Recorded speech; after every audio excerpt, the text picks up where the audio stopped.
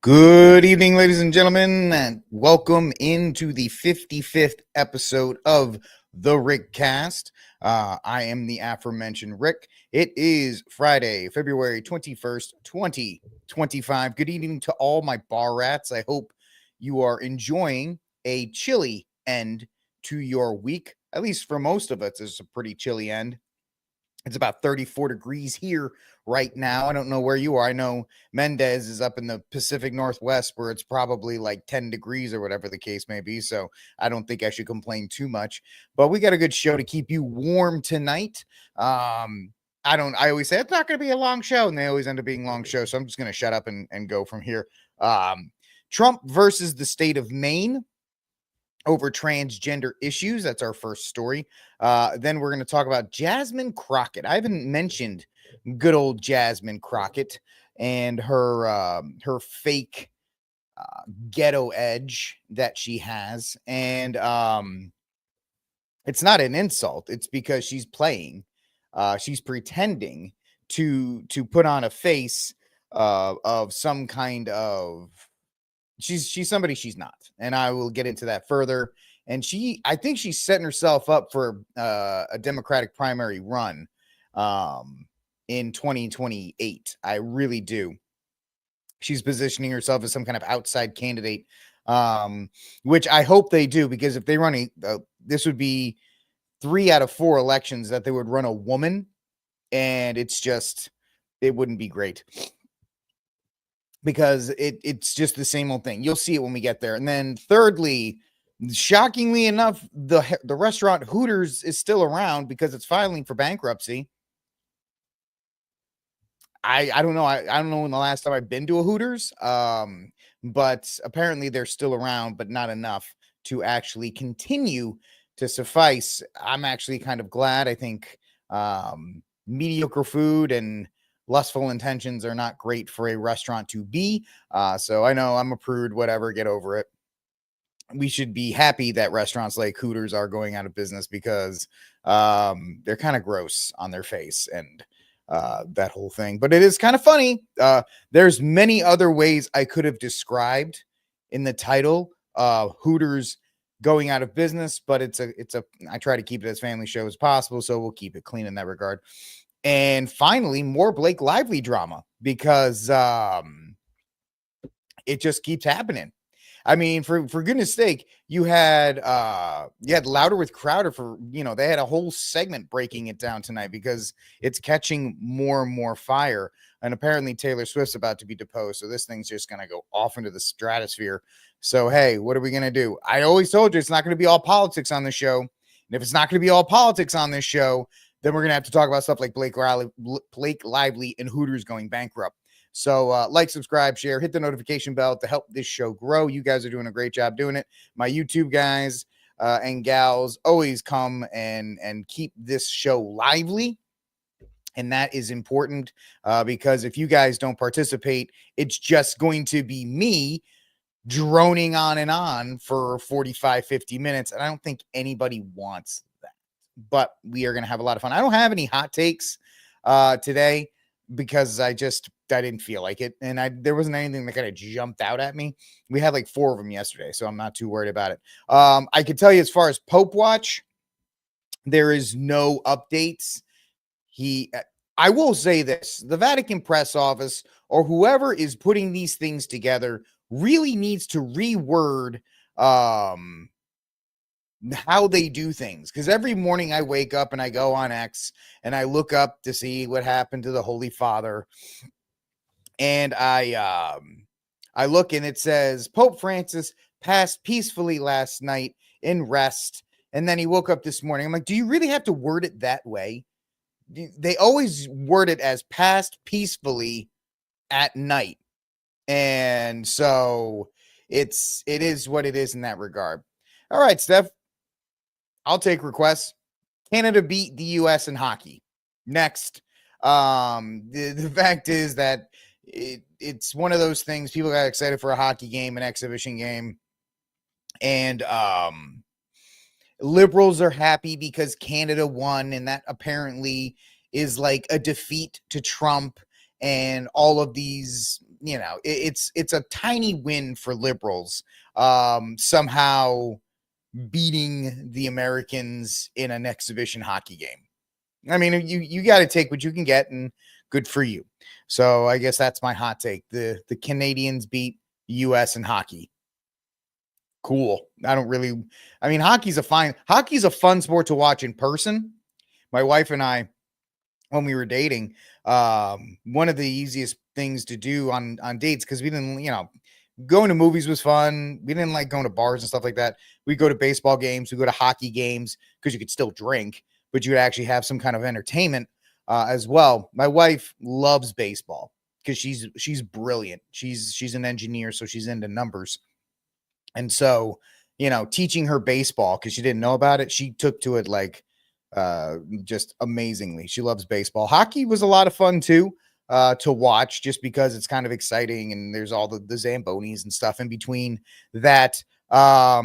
So it's fine, and it is what it is. If you take your victories from sports, cool. I'm not going to say anything bad about it, but I'm also not the kind of person to be like, oh, woe is me, we lost the hockey game to Canada. I know the Canadians are happy about it. Good for you guys. You guys have had a rough couple months getting beaten pillar to post by Trump. So if you get a tiny win here, thumbs up to you guys. Very cool. All right. So let's move on and get to our first story of the night, ladies and gentlemen. And it is going to be about Trump and are you kidding me? Reuters, you guys are literally funded by USAID. Why are you asking me for $1? This is the thing I can't stand. These outlets are literally sponsored by the legacy media. All right, hold on a second. I got to find a new source because Reuters is trash. It wasn't there when I had it, but I guess there we go. Let's use the Daily Mail because they're trash, but they don't ask me for money. that's kind of the benchmark at this point. They don't ask me for money. So that's all right. Let's go. From the dailymail.com. I'll see you in court as in brutal transgender face-off with Democratic governor at the White House. So the governors were at the White House today. It's one of these things where they get together and they're all like, yay, and we like this and that, and it's all really for nothing. It's more of these wasteful trips. Like, what is the governor doing at the White House? You're taking photo ops and you're walking around and you're like, oh, look, there's a Lincoln bedroom and all these other kinds of, it's just a waste of time. The more I cover politics, the more I realize that politics 98% of the time is just wasting your money and pretending that they're helping you. Very little out of politics helps people. They just don't do it. All they do is just waste your time. But apparently there was quite an exchange that took place between President Trump and the governor of Maine. Let's take a listen. By the way, that's good, but I understand. Oh, it's going to be one of those nights, isn't it? It's going to be one of those nights. Come on. The NCAA has complied immediately, by the way, that's good, but I understand. What about her? Oh, you're just frozen. Donnie's frozen? Come on, man. Donnie, you're killing me. You're killing me, bud. Let's see here. Is Maine here, the governor of Maine? Are you not going to comply with it? Well, we are the federal law. Well, you better do it. You better do it because you're not going to get any federal funding at all if you don't. And by the way, your population, even though it's somewhat liberal, although I did very well there, your population doesn't want men playing in women's sports. So you better comply because otherwise you're not getting any federal funding. Every state, good, I'll see you in court. I look forward to that. That should be a real easy one. And enjoy your life after governor because I don't think you'll be in elected politics. Well, that was certainly awkward. That's like watching mommy and daddy fight at the dinner table. It's just one of these things that the liberal mayor, actually, I think she's a Republican, right? Isn't the governor of Maine a Republican at this point, or she was, or whatever the case may be? At least she was last year. I don't know if there's a new one. But the fact is, transgenderism is one of those things that was pushed by the left. Oh, governor of Maine. Thank you for listening to me, computer. I started typing it in and it came up. That's not weird, but I guess it is. So transgenderism is one of those things that is not popular anymore. It never really was popular, but the fact of the matter is, you're not going to tell me what she did. Oh, she's a Democrat. Okay, I thought she was a Republican, but whatever, doesn't shock me. Maine is a weird state. We talked about it yesterday when we were talking about Susan Collins and the fact that it's dominated by a bunch of massholes that live on the east, on the bottom of the bottom corner of it, right next to New Hampshire. There's Portland, Maine, and then there's Portland, Oregon too as well. It's kind of crazy. There's Portland, Maine, and then there's Kennebunkport, and then there's a couple other places there, and they're all just infiltrated by massholes. That's it. There's really nobody else there. Of course, the Bushes are from Maine originally. That the Bushes, who are related to the Obamas, they are from Maine, and I know Tucker's got a place up there. It's a very strange place because in the summer, like most of the Northeast, the beaches are full and they're great summer places, but in the winter, there's barely a population to keep the place running. So it's interesting in that regard. But as far as transgenderism, people are sick and tired of seeing, and we've talked about this on the program, people who are struggling with some kind of mental issue that leads them to think they are a different sex, because we don't do gender anymore, guys. Gender is a neutral term that can be applied to a bunch of different things. Michael Tom, bunch of different things. It's sex. You're either male or female. That's it. Gender was something that was introduced trying to control language, and now you have all this other kind of stuff. So people are tired of having to dance around such a small percentage of the U.S. population that are clearly suffering from some kind of mental disorder. And I'm not saying that in a negative way. They are clearly struggling. And a society that enables this kind of struggle is a society that's not worth saving, which is why people voted for Trump, because Trump ran on getting rid of men in women's sports. And if you think I'm lying, do not listen to me. Listen to the accounts of females that had to share locker rooms with men. And these are not men that have quote unquote transitioned. These are men that have twig and berries that still think they're women. And they're walking into these locker rooms with naked women and they're fully excited, less to say. This makes the women uncomfortable. Now, of course, when a woman is asked, do you think, transgender should be allowed? They say, of course, until the guy's standing right in front of them. Then they're like, this is wicked gross. Please go away. So you can't have, and that's why, women, God's beautiful creature who were created to be empathetic and wanting to, try to take care of people and be accepting, which makes them great mothers. They want these kinds of traits, and that's why they don't push back on these things. That's why they need men to step in and say, dude, you're not going into this bathroom. You are not allowed to go into this bathroom. You're not going to go change in front of my wife. You're not going to go change in front of my daughter. You're not going to go change in front of my niece. You are going to go over there. Go to the unisex bathroom, right? Go to the family bathroom, but you're not going into the girls' bathroom. And the fact that you have this Democratic governor who I'm not even going to say it because I don't want to be mean, but the idea, once again, that this should be accepted is crazy. Now, I will give the Steve Cunningham federalism argument, which I would tend to lean towards because it would also help my case. I am a federalist when it comes to our God-given right to keep and bear arms. I don't think the government should be involved in any gun control laws. I don't think the government should have any.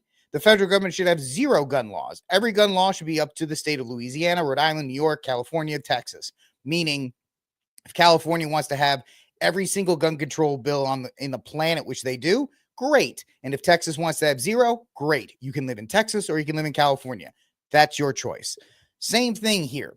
If the people of Maine have voted for this, and their governor clearly seems to support the transgender ideology, if she seems to support it, and if she seems to say that's what we want to do, then you have to, at the local level, fix that.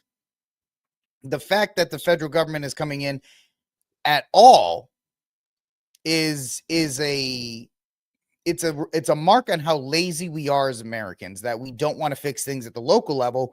We just want King Trump or King Biden or King Obama or King Bush or whoever is in the White House to fix it for us. Just write an executive order and let's just, move on. And we are moving slowly we are slowly moving to a monarchy. We have an elected monarchy right now. So the fact is, it's an interesting thing. Third point I'll make is the discussion about federal funds. Federal funds have been used as a hammer on the states for decades. This is nothing new. I know the press is going to say, "Oh, this is terrible. Can you believe Trump is trying to threaten the states with federal funding?" They always threaten with federal funding, or they always try to entice them with federal funding. Part of the Bipartisan Safer Communities Act that was passed by Republicans and Democrats in Congress, one of the few things they actually did, was they allocated money to bribe the states to do this. So it is what it is. So it is what it is. No, I already said that. It's an interesting dilemma. Right now, under the current setup, Trump does, and I don't like the current setup in many ways, but Trump is going to use the force of federal funding and the federal law to enforce this. And that's up to the state of Maine. If the state of Maine really wants to waste taxpayer dollars and time to fight for the right for women to be in these places. Now, let me put this up. Steph, did you care when King Joe Biden ignored the courts when the Supreme Court said you can't do student loan forgiveness? And Joe Biden went out there and said, "I don't care what the court said. I did it anyway." Because if you're going to say it about King Donnie, then I need you, Steph, to acknowledge King Joe Biden. And I need you, Steph, to acknowledge King Obama, who was the beginning of, I've got a pen and I've got a phone, and I'm going to use them to get laws passed. So you can make fun of King Trump. That's fine. I just want you to be down the middle and acknowledge when King Joe Biden does it and when King Obama does it and when the others do it. If you're going to, we love having you here. And I call out Republicans who do it, and people here, you got to play both sides. You can't say, well, these guys are bad. And when Joe Biden ignores the courts and ignores these things, that's good. But when you guys do it, that's bad. Because that's how we get into the situation that we're in. So that's just the way that they're looking at it. So it is interesting that we do any of these things for it, which is a weird way. I just got caught off. I actually had somebody from Twitch send in something, so I was kind of like, well, once again, Stephanie, are we a country of laws? Are you this adamant when Joe Biden violates them? Are you this adamant when Obama violated them? I'm just asking. It's not. I'm not trying to get you on a gotcha question. It's just a simple question. If you are upset with Donnie, be upset with Joe. Hold all of them to account. That's my question. That's my hope, is that you do. I'd like you to do that. So it is what it is. I don't know. The chat's actually doing so well that if you did say yes, I missed it. So if you did say yes, that's cool. And if you didn't, something to consider. That's all it is. But this is a very interesting case because it's part of the resistance. And this is one of these things where the governor of Maine probably doesn't even care, but she wanted a viral moment. Really what she's trying to do. She wanted that "I'll see you in court" moment so she can go back to the state and say, "I stood up to Trump and I told him I was going to see him in court. Now send me $5 so I can fight for you." When the guy down the street's like, "Lady, I don't want girls in the bathroom. What are you doing?" So it's more of, is she really that upset about it, or is she doing it for a viral moment? I would count that she's probably doing it more for a viral moment to fundraise than anything else. So we'll see how that goes. So that's our first story of the night here on Rickcast. Like, subscribe, share, hit the notification bell. Had to put on the old headphones because the stupid video clip didn't work. It worked during pre-show, but it's Friday. Everybody's tired, and I get that. But I'm glad you're here. Thank you for hanging out with me. We've already eclipsed yesterday's show, so I'm very happy about that. So thank you guys for hanging out with me. Greatly appreciated. Love hanging out with y'all. And thank you for dropping stuff in the chat because it helps the conversation go, especially with my ADD mind, right? It kind of just flows all over the place. You guys kind of help me stay down the middle. Speaking of our next story, ladies and gentlemen, let's move on. Our next story is about speaking of politicians trying to make viral moments and trying to raise their clout and influence within the party. Jasmine Crockett of Houston, Texas. Houston, known for producing some of the dumbest politicians in the country. I give you the mayor of Houston. I think she replaced Sheila Jackson Lee. I think Representative Crockett replaced Sheila Jackson Lee. I'm not certain on that. But Sheila Jackson Lee was famous for making absurd comments and kind of just walking around with it. But that's okay. She passed on. Eternal rest grant unto her, O Lord, and let perpetual light shine upon her. May she rest in peace. I pray for every soul in purgatory. I hope everybody. Honestly, you know what? I don't. People don't like it. I don't want anybody to go to hell, because when you actually think about it from a Catholic perspective, hell is an eternity of torment, and I would not like any soul to go there, even if I disagree with them politically or whatever the case may be. So yeah, I always say that for everybody. But we have a new contender for her spot, and then there are some contenders for the dumbest Democratic politician. Now, the dumbest Republican politician is in a two-way fight between Nancy Mace and Lauren Boebert. Well, actually, it's a three-person race. Nancy Mace, Lauren Boebert, and Marjorie Taylor Greene. I can't stand any of them because all they do is, like, Lauren Boebert, all she wants to talk about is putting Trump's face on Mount Rushmore. It's like, can you do something productive? Marjorie Taylor Greene, all she cares about is renaming the Gulf of America. That's all she cares about. And then you have Nancy Mace, who broke the Citadel and now wants to talk about bathrooms and post boomer memes of herself in the knight in a shining armor. Like, it's so cringeworthy. I can't even handle it. So as I just said in the last story, I play both. I call balls and strikes on everybody. We got just as many cringe Republican representatives. And luckily for you Democrats, you guys aren't left out in the cold, because you guys have, Jasmine Crockett, who has risen to the lengths of AOC and Terry Tate up in Massachusetts, whatever her name is, Presley, for most annoying Democratic representative as well. So it's good to see that Jasmine, doesn't want to be left out. So let's get to our next story of the day. Jasmine Crockett has decided that she is going to, start talking. She's been saying stuff too. She's been talking about how white people are white supremacists. She's been on the white supremacist train. She's been all about these kinds of things. She calls white people colonizers, all the great stuff that worked from like 2018 to 2022.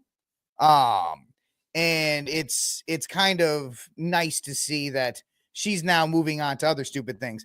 I have a very big feeling that she's making a case to try and get into the presidential race, at least be a nominee, because even if she doesn't win, she'll raise her profile even more in 2028.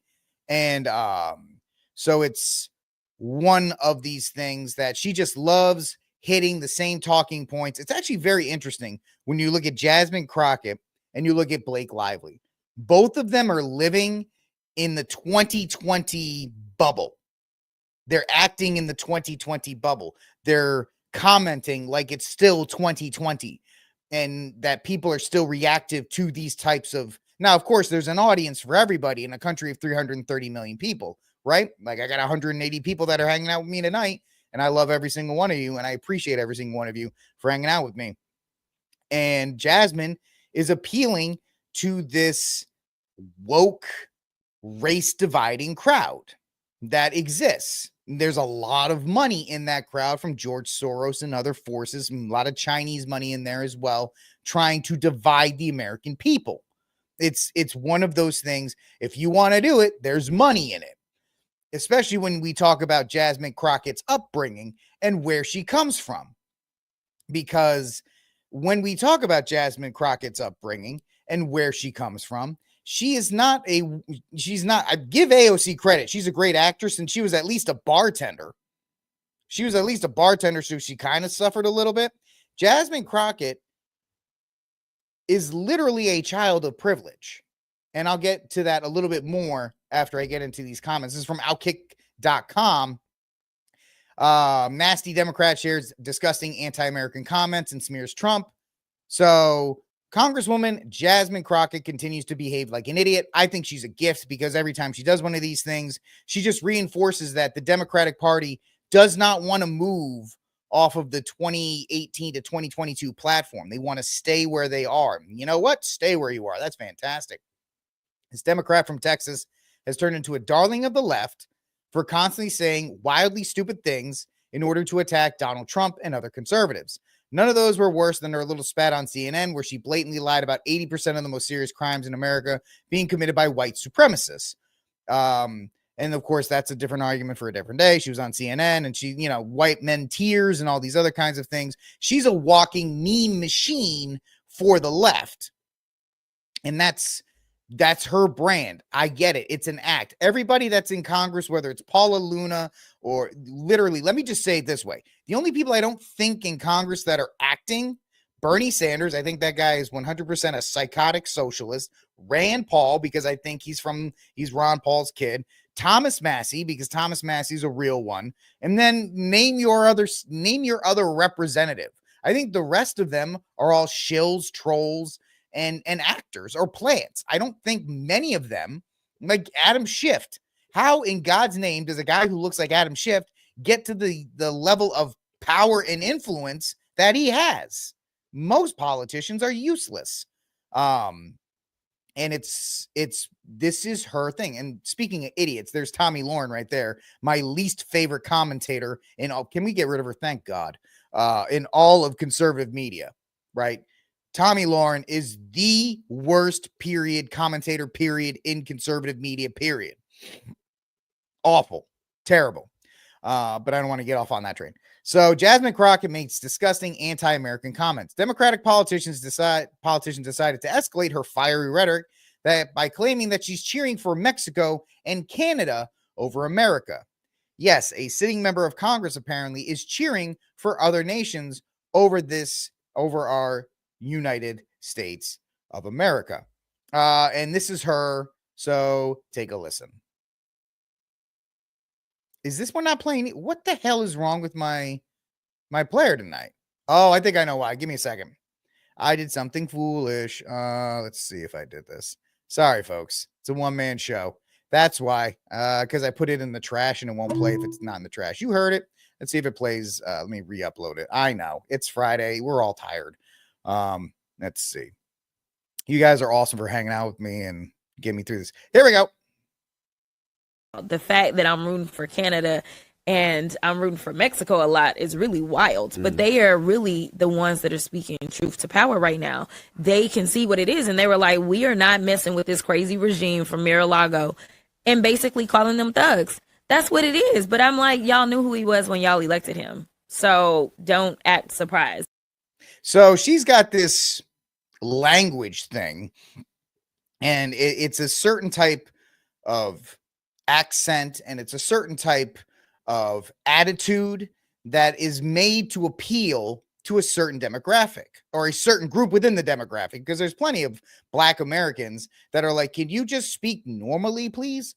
And I'll tell you why, because Jasmine Crockett is from, and I did a little research here for y'all. She's from Missouri. She grew up in St. Louis. And I actually had to go to the Times of India, of all places, to find this, because if you Google get Jasmine Crockett in the US, it's all flowery write-ups about how she's this fighter and she's overcome all these things. Well, according to the Times of India, she grew up as a Baptist, a preacher's daughter, by the way. She attended the Mary Institute and St. Louis County Day School, which is a Catholic all-girls high school, which, ladies and gentlemen, the tuition to go to Mary Institute and St. Louis County Day School for the lower school up to 4th grade is $23,000 a year. Middle school is $30,000 a year. High school is $34,000 a year. The guy behind this microphone, this idiot right here, I went to public school. So when we're talking about the privilege train, Jasmine wins. I didn't go to a private high school that I had to pay $30,000 a year to go to. And then she graduated and went to Rhodes College in Memphis, Tennessee, where the tuition on that is $70,000 a year. That's with $56,000 tuition plus food and housing and all these other things that takes place as well. Rick Barrett went to the Rhode Island College, where my total was $15,000 a year because I commuted to school every day. So when we're talking about the privilege train and we're talking about a woman who is putting on a show for you, Jasmine Crockett is putting on a show for you because she is a child of privilege. She went to a private Catholic high school where you paid at least $20,000 a year to go to. And she went to a private liberal, one of these Lunos, because it's 45, it's in Memphis, where she paid $70,000 a year to go there. Then she went to some kind of law school. She went to a law school. Excuse me.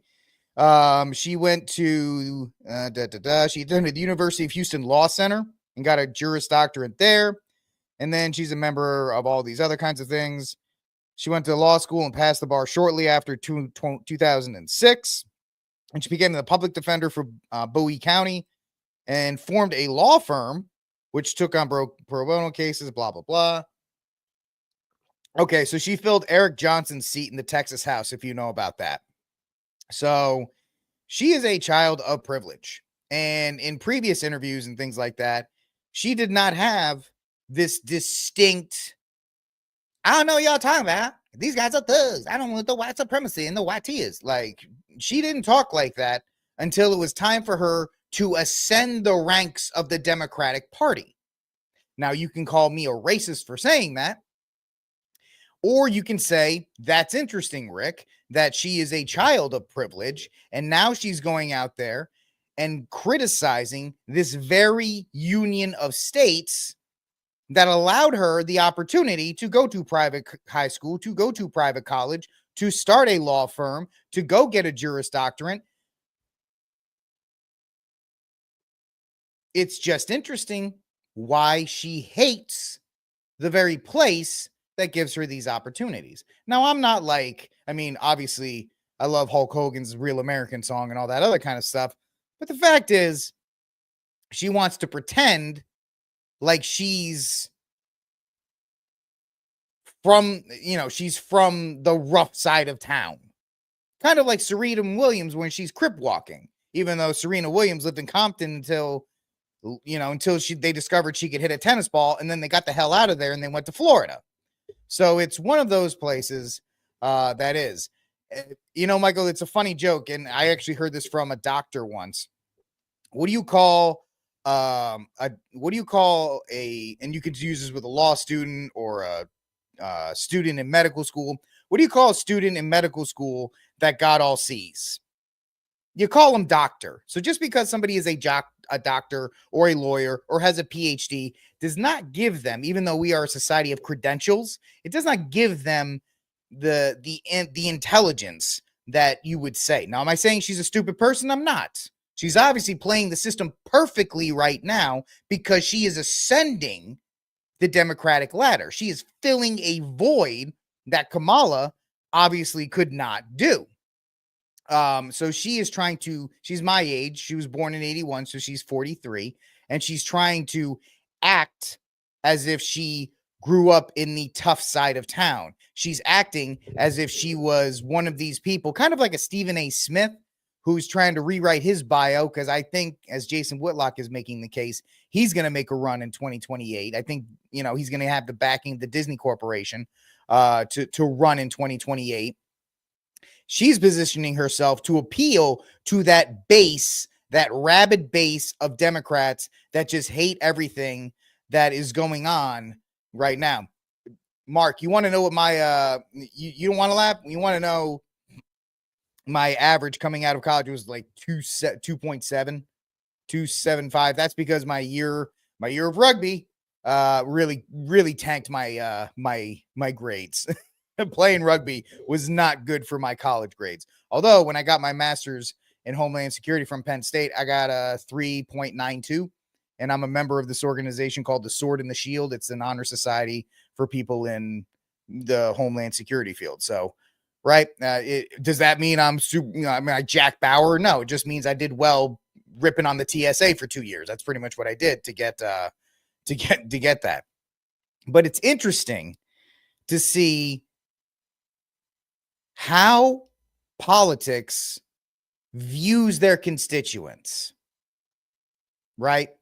Jasmine Crockett thinks her constituents are this stupid that she has to act this way, that she can't say, hey, man, you can have opportunities here. My family, I went to private high school. I went to college. I got degrees. I got a law degree. You can do it if you put your mind to it. No, what does she say?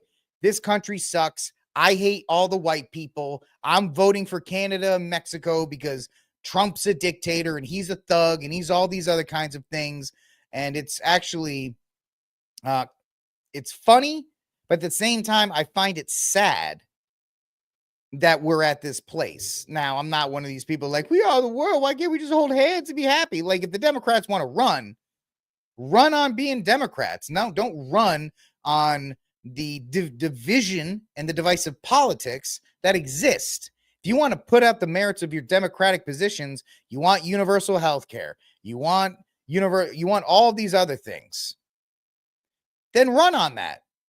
Don't run on Donald Trump as a dictator. The guy just won his electoral victory and he swept all the swing states and he did better in the popular vote than he did before. So clearly, black people voted for him. You know, not in crazy numbers, but better numbers than they did before. Hispanic and Latino voters for him. Asian women voted for him in record numbers. So he found a narrative that worked for all people in this union. So if you just want to come out and try to run, but that's the thing, they can't run on this stuff because they know after 4 years of Joe Biden that it's not popular, because they did every Democratic thing in the book under Joe Biden. They did every kind of Democratic thing under Joe Biden. But that's what it's not popular. What is popular is ripping on Trump, because there's a certain segment of the population that will have TDS until they die, and they just have to do it. They just have to do it. They have to appeal to that audience. And listen, I'm not going to lament on that, because if you actually study history, you know, all the way back to Jefferson versus Adams, they were ripping each other in the paper. So it's politics is blood sport for a reason. I mean, for God's sakes, they stabbed Julius Caesar. Where was a dictator? Blah, blah, blah, blah, blah. You know what I'm talking about. All right, ladies and gentlemen, thank you for hanging out with me on Rickcast on this Friday, December 21st, 2025, episode 55. Like, subscribe, share, hit the notification bell. All you people watching on the X machine, hit the repost button. Let's get more people in here to hang out with me. People on X, if you comment, I'll see it here on StreamYard. So if you want to throw in a comment for the conversation, please do so. My Rumblers, You're kind of thin tonight, but that's okay. I don't mind. I still love every single one of you. Let me know what you're thinking over there in the comment section down below. My Facebookers, I just got a like on Facebook. If you want to throw a comment in the comment section for me too, I'm seeing it over there. So let me know what you all are thinking and help this program be more engaging, because you guys make this program even better. All right, next story. We've done the politics. Let's do some fluffy stuff to get out of here for this week. So in a story that is part amazing and part sad, let's just get into it. From Breitbart.com, from Bloomberg.com, Hooters is preparing to file for bankruptcy. So it's a funny story. it's sad for the people that work there, obviously. It's also reflective of the culture that people don't go out to restaurants as much anymore. People are not really into the scantily clad women and bad food. Like they used to say, you go to Hooters for the wings. The wings aren't even that good there. At least the last time I went, which was over 10 years ago. Of course, there's other ones like Kilted Tilt and all these other kinds of things. I don't like any of those kinds of restaurants because they just promote an attitude that I'm not a fan of. You can call me a prude or whatever the case may be, and that's fine. So this is by Alana Mastrillangelo. She's Italian, at Breitbart.com. Hooters is reportedly in talks to file bankruptcy in the coming months. This comes after the company shuttered several of its locations last year following a decline in patrons. Did you all know there used to be a Hooters airline? There used to be a Hooters airline, and it was actually quite successful for like a year until people were like, yeah, this is not fun anymore. Hooters of America is working with Ropes and Gray law firm to prepare for a bankruptcy filing as the business addresses its debt and liquidity. People with knowledge of the situation told Bloomberg. The company is seeking to restructure Hooters through bankruptcy court, the sources said, adding that the restaurant's bankruptcy plans are not yet final, but if they proceed, the proceeds will begin in the next 2 months. The move comes after Hooters has experienced a decline in patrons. In 2021, the restaurant also sold around $300 million in asset-backed bonds. The asset-backed bonds are packaged as a whole business securitization, through which a company pledges most of its assets, including franchise fees, as collateral. Blah, blah, blah. Business. As Breitbart News reported, Hooters closed dozens of locations last summer as inflation continued choking customers in companies in President Joe Biden's America. Like many other restaurants under pressure from current markets, Hooters also has a difficult decision. Approximately 40 of its 300 restaurants across the globe have been shuttered at the time. Yeah, where's the Hooters in like Saudi Arabia? Is there one of those? I don't know, maybe. Yeah. Let's see. Social media commenters were quick to blame potential bankruptcy allegations that Hooters had gone woke. So Hooters relaxed their hiring standards to be more inclusive. Reports are that they now are headed for bankruptcy. The brand is built on one thing and one thing only, and don't mess with that one thing. So apparently this is when Hooters was opened, and this is now Hooters. So of course, community notes are, hey, those heavy late people, they're Halloween costumes. And of course, apparently they started letting transgenders in, and that's not good for business either. So I don't know if those are whatever, but those are rumors that they opened up their business to transgender men.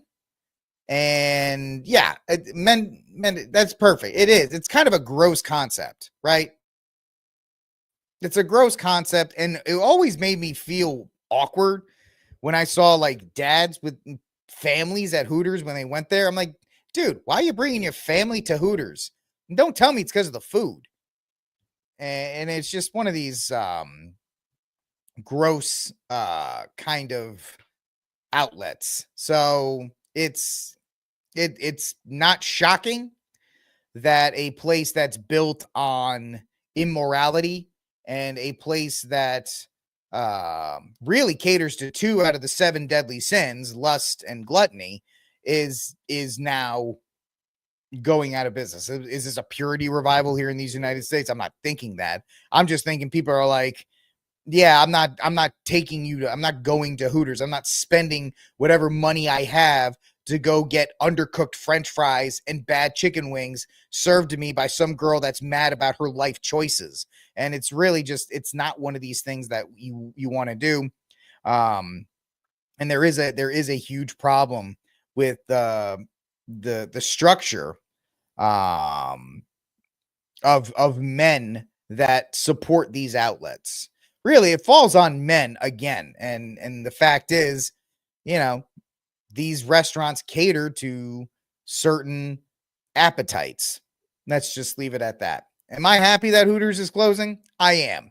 The people that work there, I'm sorry that it's happening. It's not great.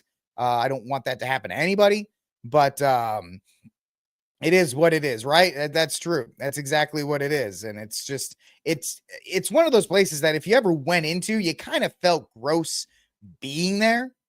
You're like, what are we doing? Can we, the Wendy's isn't open, or like the Olive Garden or anything else if we're going to do this. But yeah, Hooters goes belly up. And that's the nicest thing I can say. There's definitely some funny headlines that came with that, but I'm not going to do that. All right, folks, this is Rickcast, episode 55. Thank you so much for hanging out with me. One more story before I release you for the weekend, and then I will see you on Monday. I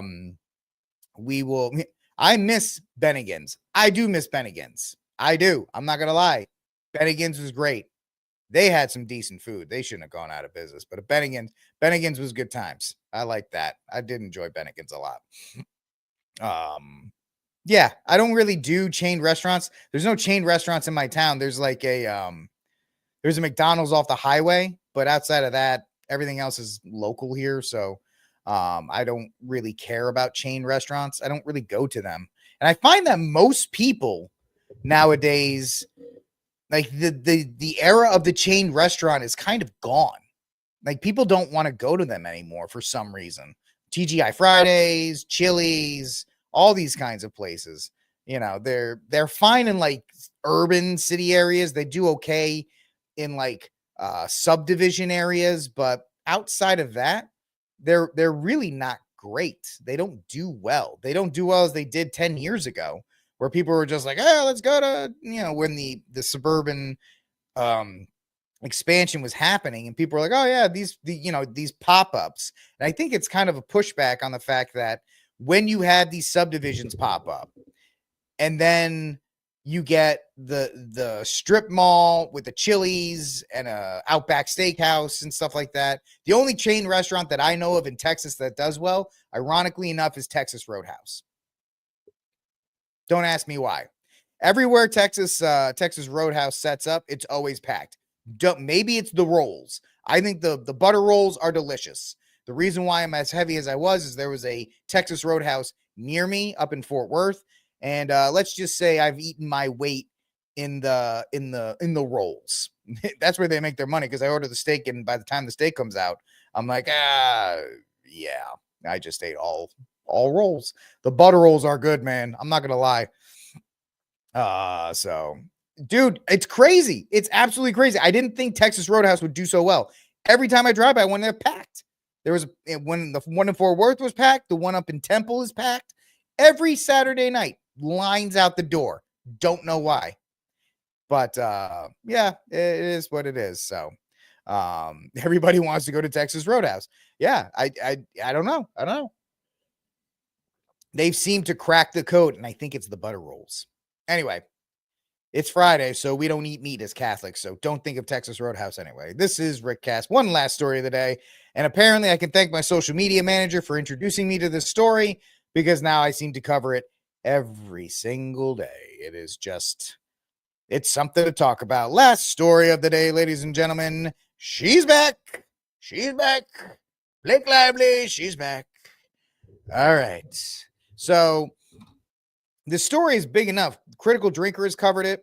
Louder with Crowder has covered it. I know the Brett Dashovitz and Mary Morgan at Pop Culture Crisis have been all over this. They have great coverage, by the way. They've covered this thing from the very beginning.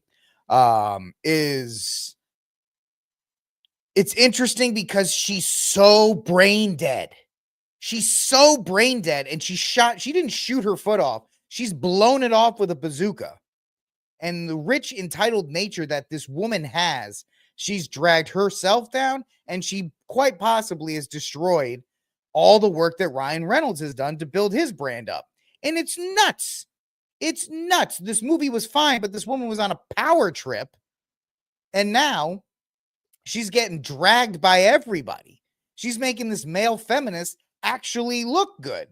And I guess a lot of people are into this because it's kind of the comeuppance of a spoiled actress who's getting some comeuppance, I guess. Anyway, from BoxNews.com, Blake Lively wants heightened protection order after receiving a violent message during the Justin Baldoni case. This thing hasn't even gone to trial yet. It ends with us star Blake Lively filed an amended complaint against Justin Baldoni after accusations of accusing the actor it feuds with us of sexual harassment. So Blake Lively's team, and I believe this was today, the 21st, Blake Lively's team, who is her lawyer, is the only one that loves this. He's like, yeah, let's file another order. Let's do this too. Just bill, bing, ding, ding, ding, ding, ding. This guy is just making money. There's just money bags around this guy's house right now because he's just like, yep, we'll file another order. I'm suing. Let's go.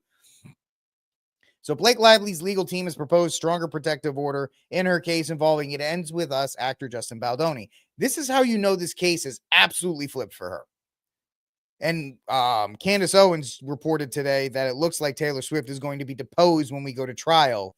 And that's going to make the Swifties absolutely blow up as well. How dare you bring our queen into this? I mean, it's not like she's getting married or having kids. So, you know, she's got nothing better to do. Now that her husband has the off season, she's going to want to get away from it anyway. Lively and others who have spoken out in support of the actress have received, quote unquote, violent messages leading to the Gossip Girl star's request for heightened protections, according to a letter filed in a court obtained by Fox News Digital. Now, the crazy thing is, Blake Lively has so much money, and her husband's almost a billionaire. They could afford to hire essentially, you know, Blackwater to protect them 24/7. But they're doing this to try and change the legal narrative because their case is so bad. It's so bad and has been ripped apart by everybody. If you want to hear a great legal analysis too, Steven Crowder had his half Asian lawyer come on, and he just rips this thing to shreds. Like even Jasmine Crockett could probably, if she was on the offensive, could probably rip this case to shreds as much. Like your basic paralegal could do it as well.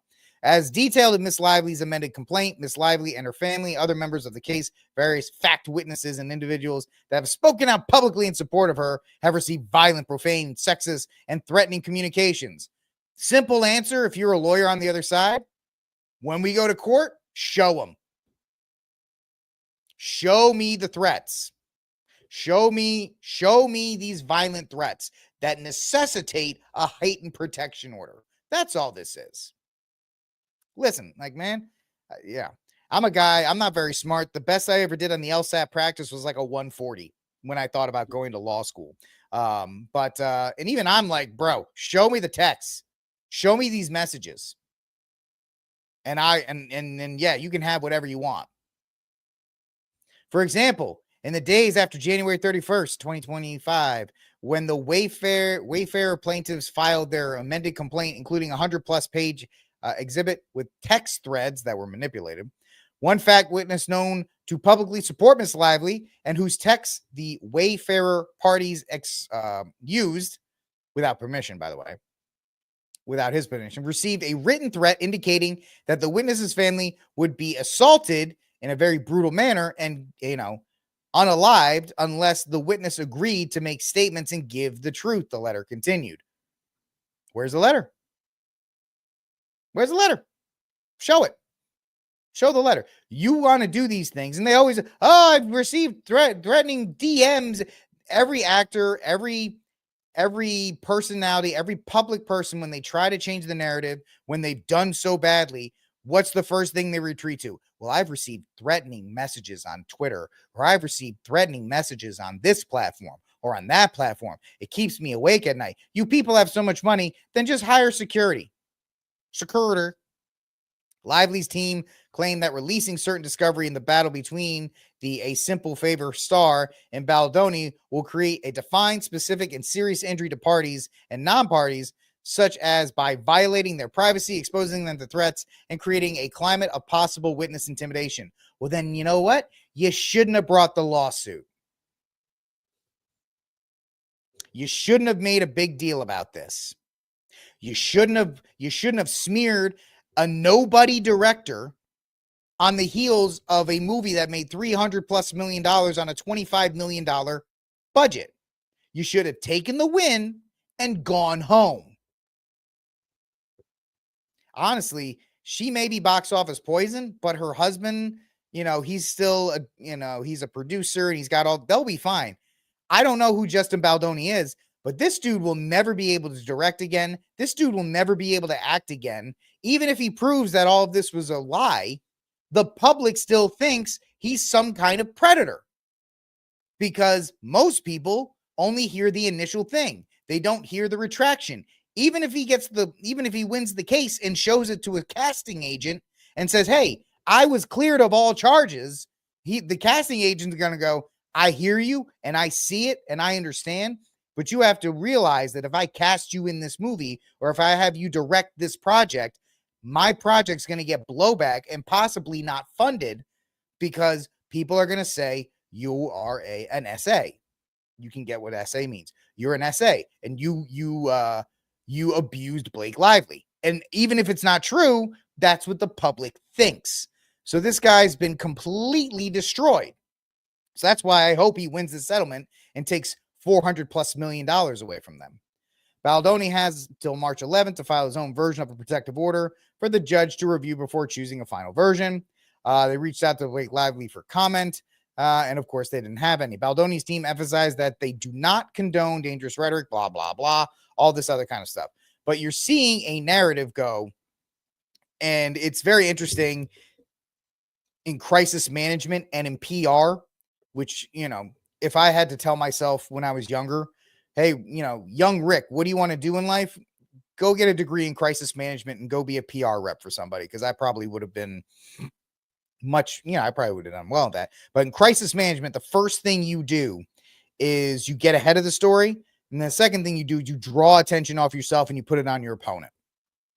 And that's the absolute, the main thing. Oh, we're losing this narrative. You're getting trashed everywhere. The only recourse you have is now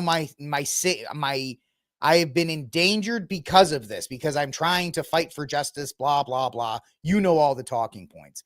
But the fact that we have gone from, oh, this guy was abusive and he made me feel uncomfortable on set, even though there is footage of her berating him, and there's footage of her degrading him, and there's footage of her controlling the narrative of, like, Crowder showed all this, the B-roll footage. Like, she's like, oh, this one scene, he made me feel uncomfortable. She said he had a big nose. That was she said the mean thing too. He's like, oh yeah, my nose is so big, I'm sorry. Like, nothing he did warranted any kind of harassing type actions. So now that they know that the case is going to be an absolute disaster for them, the only thing that they can do, and this is a lesson PR-wise, and this is a lesson legal-wise, I guess that's why people are still finding it so fascinating, is that you've seen the Amber Heard trial. You saw how poorly it went for Amber Heard, and even though it went so poorly, there are still people that think Johnny Depp, abused her, despite the fact that that was a public case. It's interesting to see how this works and how people think this is going to help them legally. It's not going to help you legally. It won't help you legally. It's only delaying the inevitable, which is you are going to lose. And it just seems like at this point, how much money are you going to put in? The lawyer loves this. Yeah, we'll file another complaint. We'll file another amendment. I can't wait to go to discovery. Lady, you're putting my kid through college, so we'll do whatever you need to do. It's one of those, she's making such a big deal out of this that it's one of two things: that she thought this was her moment to get out of Ryan Reynolds' shadow. That's a lot of people are thinking this was her attempt to not be Mrs. Ryan Reynolds anymore, to be Blake Lively, women's rights advocate. And now she's like, oh, well, this has just been so damaging to me. My life has just been so ruined, and my kids, and oh my gosh. Meanwhile, this guy will never be able to do anything outside of Hollywood, inside of Hollywood again. Does that matter to me? No, I feel bad for the guy. Because this whole thing is just destructive. And it really shines a light on how the legal system tends to favor women in these things. Now, of course, the immediate response somebody will say is, Rick, do you think that women should, be abused? No. Any man that beats a woman or harms a woman or does anything to a woman without her consent, he needs to have his twig and berries cut off and hung. It's that simple for me. I believe in Western justice for those kinds of dudes. But at the same time, if a woman makes these accusations and she is proven to have them be false, what is the punishment for her? How is she? Because she will be like, oh, sorry. And then she'll go on her way. And the man who has been dragged through this, and we saw this, we've seen this through tons of things. The military is absolutely known for this with mixed units. And this is just from hanging out with vets and stuff like that. Mixed units, men and women, are not supposed to mix, if you know what I mean. And there are times when women and men have mixed and they've been caught. And what is the woman's response? He assaulted me. Even though it was consensual, even though the guy didn't do anything but participate, now he's drummed out and now his life is ruined. Is it all the time? No. In fact, what Blake Lively is doing is destroying any credibility that real women who experience this awful, tragic event, their credibility is called into question because of a spoiled 37-year-old who wanted more attention. And that is the biggest injustice here, is that women who suffer these fates, women who suffer under these things, they have a harder road to prove their case now because the public's appetite for this stuff is waning. Because there's only so many times you can cry wolf before people are like, well, what are you going to do?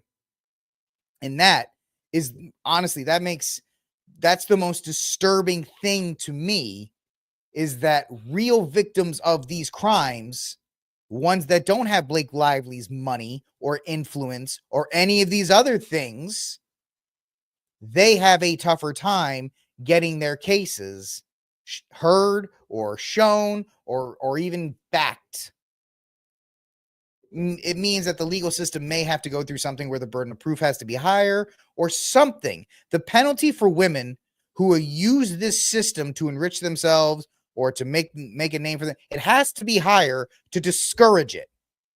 These kind of lawsuits need to be discouraged because all they do is they sap the public's empathy. So when real victims they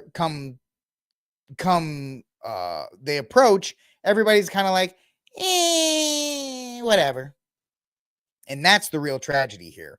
So, I don't like the fact that is one of that this case is happening because she tried to use it as a way to enrich herself, and she's just ruined this guy's life in the process.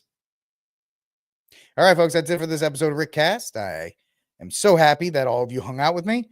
Please do me a favor, like, subscribe, share, hit that notification bell. If you're on X, repost it because people can watch the show after, and maybe they can see how much fun we have on these shows. That's it for this week. And this Friday, the 21st of February, 2025, episode 55 of Rickcast. I want to thank you all for joining me. I really do appreciate every single one of you. Thank you for hanging out with me. I will talk to you on Monday. Y'all be good this weekend. Stay warm. God bless. And until that day comes, free Dexter Taylor.